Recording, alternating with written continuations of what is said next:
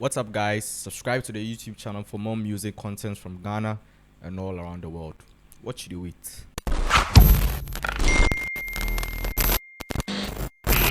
Welcome to another Previews and Views episode, guys. This video is going to be a review of Son of Jacob, the debut album of rapper, singer, songwriter, producer, and Tema native Kwesi, who rose to widespread popularity after the release of his hit record Grind Day, which did really huge numbers, and he has since then went on to release more hit records like Don't Keep Me Waiting, Zombie, Turn on the Lights, Bajo, and he has also gone on to feature on a lot of smashes like Bokeke by Stonebwoy. So following the release of Son of Jacob was his 9-pack EP Live from Kwame Nkrumah Krum Home Run Volume 2, which left fans in anxious anticipation of the release of his debut album after a super positive reception. So coming into this album, my expectations were quite frankly very high, and I think he didn't disappoint.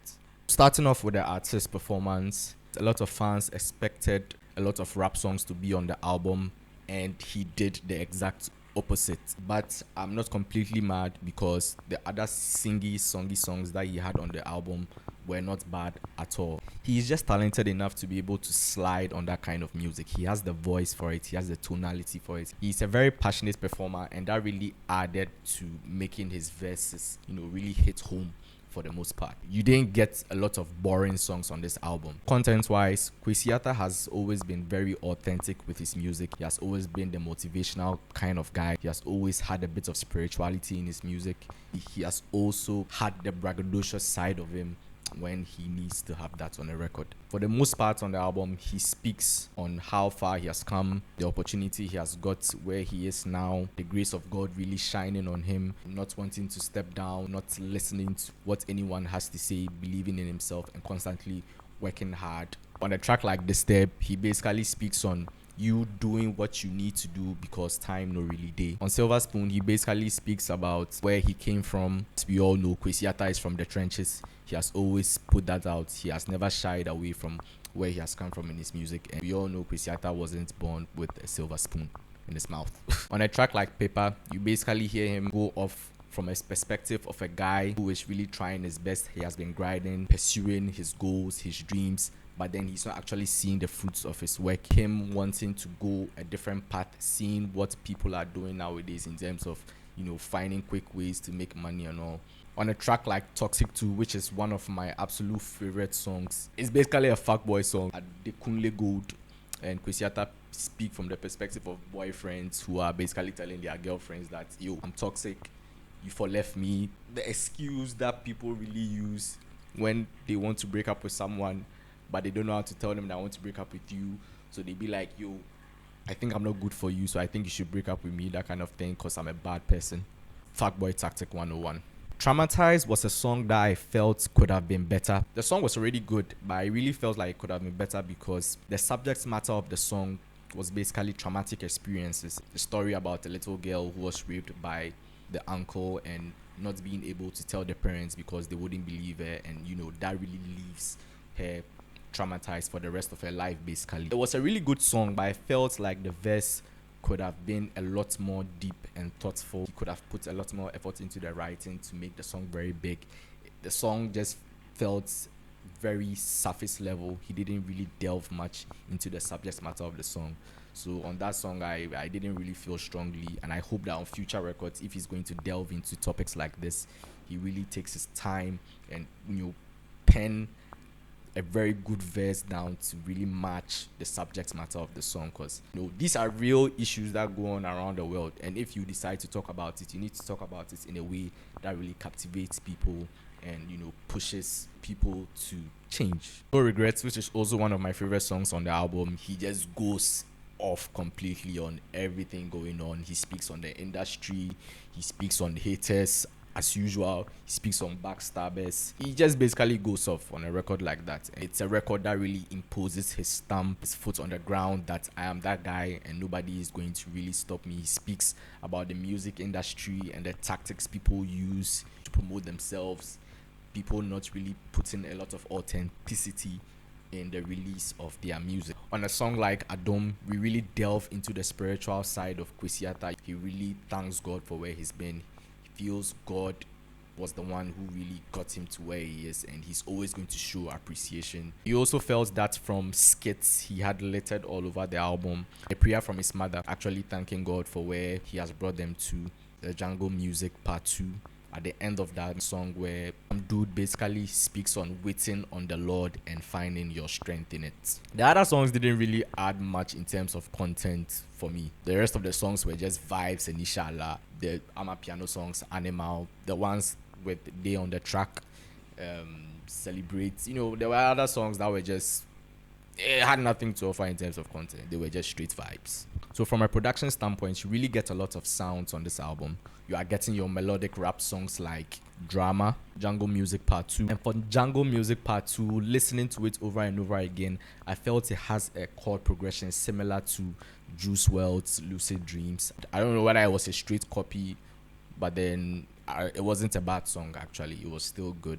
On songs like Silver Spoon, Dramatize, and No Regrets, you also feel that kind of melodic rap production on those records as well. He also tries his hands out on the Amapiano sound on Mind Over Body and Animal with Day on the Track. Those two records had me floating.